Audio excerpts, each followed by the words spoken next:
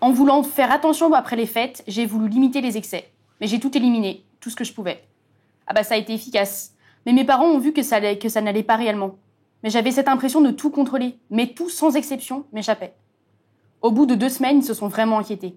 Ça a été compliqué, les disputes ont commencé, j'ai dû aller voir un psy. Mais j'ai pas tout compris. J'ai juste compris, elle est un peu stressée, les ados font souvent une restriction car ils sont pas bien dans leur corps. Elle croyait que je voulais maigrir. Mais le voulais-je vraiment ? J'en savais rien en réalité. Et j'en sais pas plus aujourd'hui. Le médecin croyait que j'étais malade. Les analyses n'ont rien révélé. Personne ne pouvait comprendre ce que je ressentais. Mais à côté, je me sentais tellement bien. Mais le repas diminuait, petit à petit. Mais je me sentais bien. Mais j'étais incapable de remanger comme avant. J'ai commencé à prendre peur. Et les crises de panique face à la nourriture étaient récurrentes. Je me sentais bien et terrorisée. J'étais dans une prison dorée. Une prison qui m'a été simple de construire et d'y rentrer. Mais une fois dedans, j'avais oublié de mettre une porte de sortie. Et puis est arrivé mon anniversaire, ce 26 avril. Et là, ce fut un déclic. J'ai voulu m'en sortir. J'ai voulu m'autoriser à vivre. J'ai voulu que ma mamie, que j'aime tant, ne pleure plus. J'ai voulu que mon papa et ma maman cessent de s'inquiéter. J'ai voulu que ma cousine ne me regarde pas avec de la peur dans les yeux.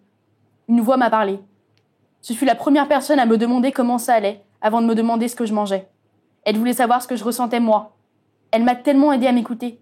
Elle ne s'est pas souciée de mon poids. C'était la première. Le bien que j'ai pu ressentir à ce moment était indescriptible. À ce moment, j'ai su que je pouvais vivre. Et puis est arrivé ce rendez-vous avec le psychiatre. Et là, on me l'a dit, on me l'a lancé à la figure. Elle a un comportement anorexique. Ce fut la claque. Personne ne voulait mettre un mot dessus. J'ai réagi assez violemment.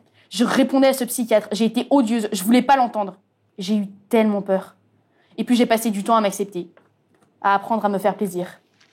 Et puis j'ai passé 1 semaine chez ma mamie. Elle m'a appris à manger. Il y a eu des hauts, des bas. Lors des bas, les repas n'étaient pas géniaux, voire même horribles. Mais j'ai réussi à vivre. Et aujourd'hui, voilà 1 an que je me bats. J'ai eu d'autres problèmes, d'autres qui me laissent plus de marques. Mais tout le long, j'ai eu des amies qui m'ont soutenue.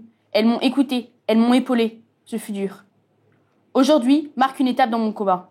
Il est loin d'être fini, mais je vais le gagner, je me le suis promise. Et j'ai promis.